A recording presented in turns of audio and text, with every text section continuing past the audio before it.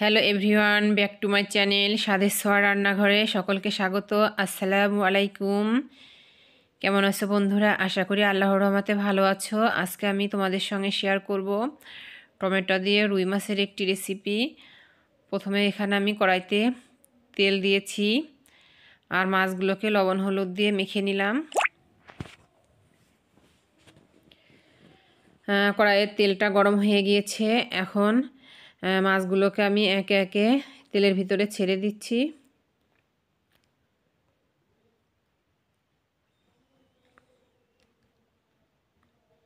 মাছগুলো দিয়ে দিয়েছি। এখন আমি কড়া করে মাছগুলোকে ভেজে নেব, কারণ হালকা ভাজলে আমাদের বাসার মাছ পছন্দ করে না কেউ। মাছগুলোকে লাল লাল করে ভেজে নেব। মাছগুলো একটি সাইড হয়ে গেছে, এখন মাছগুলোকে উল্টিয়ে দিচ্ছি। আর যে রুই মাছের পেটির মাছটা, সেটা আমি আলাদা করে রেখে দিয়েছি। সেটা আর ভাজবো না, কারণ ভাজলে আমার ছোট ছেলে ওই পেটির মাছটা খুবই পছন্দ করে, কিন্তু ভেজে না, সেটা তরকারিতে এমনিতে দিতে হয়। এ কারণে পেটির মাছগুলো আমি ভাজবো না, তরকারিতে এমনিতে দিয়ে দেব। আর এই মাছগুলো ভাজা হয়ে গেছে, এখন আমি মাছগুলো তুলে নিচ্ছি।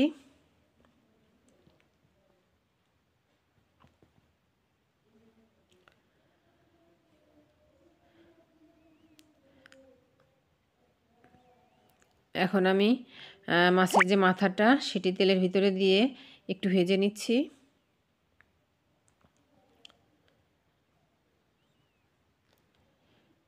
এখন তেলের ভিতরে দিয়ে দিচ্ছি পেঁয়াজ বাটা, রসুন বাটা এবং আদা জিরে বাটা।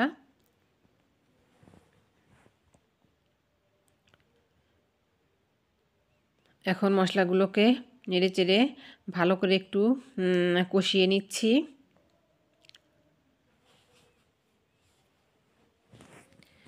এখন দিয়ে দিচ্ছি শুকনো মরিচের গুঁড়া এবং হলুদের গুঁড়া এবং ধনে গুঁড়া।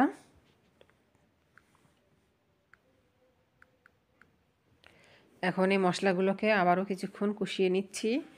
দিয়ে দিচ্ছি স্বাদ মতো লবণ।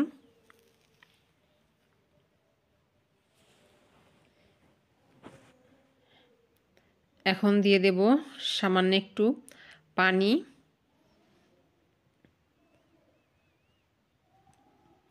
পানিটা দিয়ে আবারও একটু নেড়েচেড়ে মশলাগুলোকে একটু জাল করে নিচ্ছি।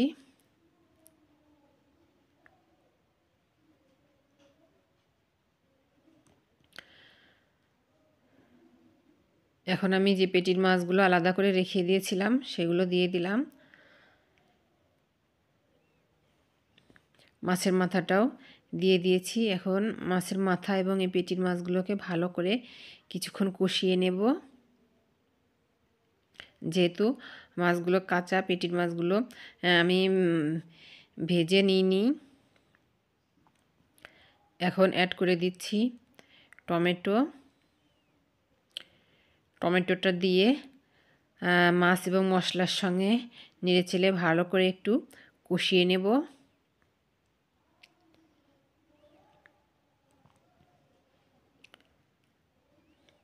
আমি সবসময়ের জন্যই বাটা মশলাটাই রান্নাতে ব্যবহার করি। বাটা মশলাটা দিয়ে তরকারি রান্না করলে তরকারিটা স্বাদ কিন্তু দ্বিগুণ বেড়ে যায়। এখন অ্যাড করে দিচ্ছি কিছুটা গরম পানি ঝোলের জন্য। পানিটা দিয়ে আরও কিছুক্ষণ ফুটিয়ে নিচ্ছি। এখন ভেজে রাখা মাছগুলো দিয়ে দিচ্ছি তরকারির ভিতরে। মাছগুলো দিয়ে নেড়েচেড়ে আরও কিছুক্ষণ ফুটিয়ে নিলেই রেডি হয়ে যাবে আমার টমেটো এবং রুই মাছের রেসিপিটি। এখন আমি একটি সার্ভিং ডিশে তরকারিটি তুলে নিয়েছি। বন্ধুরা, কেমন হলো আমার রেসিপিটি অবশ্যই কমেন্ট করে জানাবেন। আজকের মতো নিচ্ছি বিদায়। দেখা হবে পরবর্তী এপিসোডে। আল্লাহ হাফেজ। সবাই ভালো থাকবেন, সুস্থ থাকবেন।